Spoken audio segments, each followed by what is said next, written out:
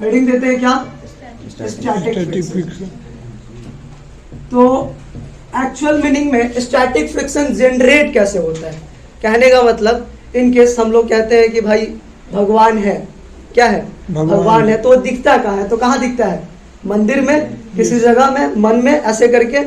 उसी तरीके से अगर स्टैटिक फ्रिक्शन है, टाइप्स ऑफ फ्रिक्शन से हम फ्रिक्शंस को देख पा रहे हैं, तो स्टैटिक फ्रिक्शन एक्चुअल में डेवलप कहाँ हो रहा है, उन सभी चीज़ों पे हम लोग बात करते हैं। और इसी तरीके से जो काइनेटिक फ्रिक्शन है वो भी कहाँ डेवलप होगा, उस पर भी बात करेंगे।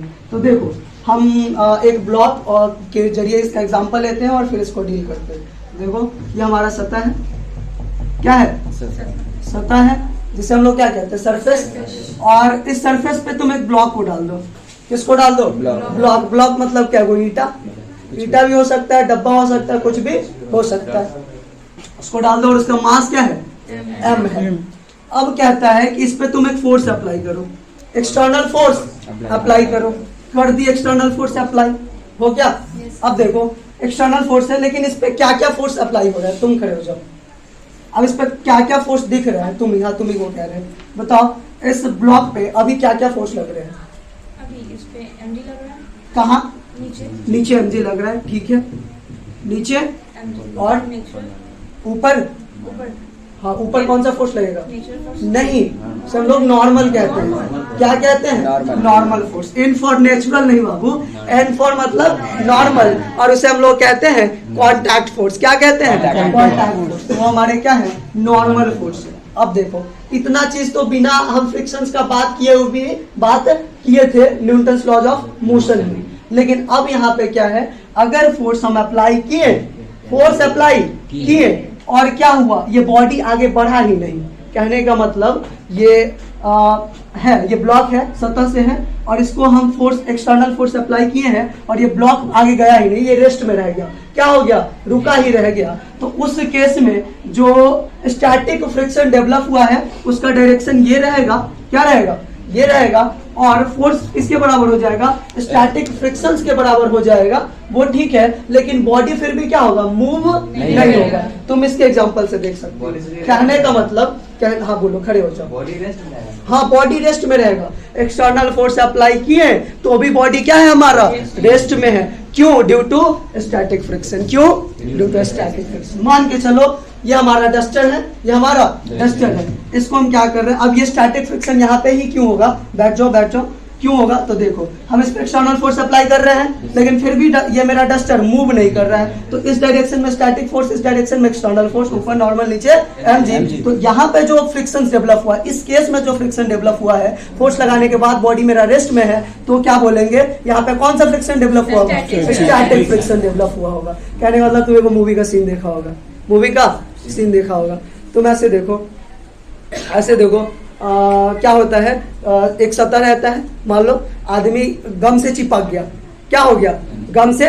चिपक गया, तो सतह के पास हाईली फ्रिक्शंस आ गया, मतलब कि उसके पास कोएफिशिएंट ऑफ फ्रिक्शन ठीक ठाक रहा होगा, तो वो क्या हो रहा होगा, सतह से बहुत ज्यादा देर तक चिपक गया। अब उसको खींच भी रहा है, अगर फ्रिक्शन उसके मतलब गम में पावर ज्यादा है तो क्या होगा, आदमी नहीं बढ़ेगा, तो उस केस में क्या होगा, एक्सटर्नल फोर्स अप्लाई हुआ, फिर भी क्या हुआ, आदमी यही क्या है, तो उस पर कौन सा रोक रहा है उसको, ये भी एग्जाम्पल से हम लोग समझ सकते हैं, ठीक है। तो ये हमारे रियल लाइफ, आप देखो अब मैथमेटिकली हम स्टैटिक फ्रिक्शंस को क्या लिख सकते हैं, तो उसको देखते हैं। तो Fs is less than and equal to तुम्हारे क्या होंगे, तो म्यू एस इंटू एन होंगे, क्या होंगे, म्यू एस इंटू एन होंगे। स्टैटिक फ्रिक्शन हमको क्या कह सकते हैं, तो Fs is less than and equal to mu S into N. अब तुम कहोगे कि सर इसका हम एक और टर्म क्या लिख सकते हैं, तो यहाँ से देखो, अभी बॉडी हमारा क्या है, रेस्ट में है, बॉडी हमारा रेस्ट में है, तो हम इसी से लिखे हैं F बराबर S, क्यों, क्योंकि बॉडी हमारा फोर्स अप्लाई करने के बाद भी बॉडी क्या है,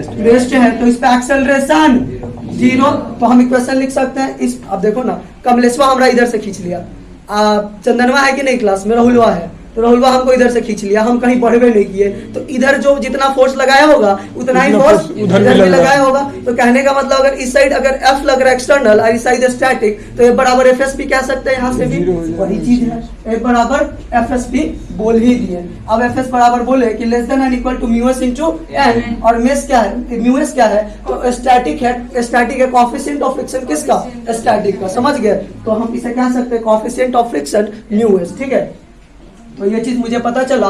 अब बॉडी हमारा रेस्ट में है, तो हम यहाँ से दो इक्वेशंस लिख दिए, F बराबर FS, और एक इक्वेशंस क्या लिख सकते हैं, एक इक्वेशंस क्या लिख सकते हैं, किससे पूछेंगे, तुम ही खड़े हो जाओ, बताओ एक इक्वेशंस यहाँ पे और क्या होगा।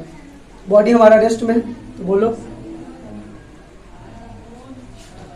बोलो, इस डायरेक्शन में तो F बराबर FS हो गया, इस डायरेक्शन में क्या होगा, n is equal to mg। कैसे हुआ, तो देखो हम इस बॉडी पे बैठ जाओ, इस बॉडी पे हम एफनेट की बात कर रहे हैं, एफनेट हमारा 0 है, कहने का मतलब मास इनटू एक्सेलरेशन, एक्सेलरेशन 0 क्योंकि बॉडी रेस्ट में, तो बोल सकते हैं कि F net is equal to m into 0, तो ये 0, तो यानी कि एफनेट बराबर क्या 0। अब इस पे कौन कौन फोर्स लग रहा है, नॉर्मल लग रहा है, नीचे mg लग रहा है, तो हम क्या कह सकते हैं, n minus mg is equal to 0, तो बोल सकते हैं n इज इक्वल टू 0। इस तरीके से हम क्या सकते हैं, n बराबर क्या mg। अब इस n को क्या हम यहाँ पुट कर सकते हैं, कर सकते हैं, कर दो। Fs is less than equal to mu s into n के जगह पे क्या पुट करेंगे, mg पुट करेंगे, कर दो। तो हमारा क्या वैल्यू हो रहा है, Fs is less than and equal to mu s into mg। समझ में आया।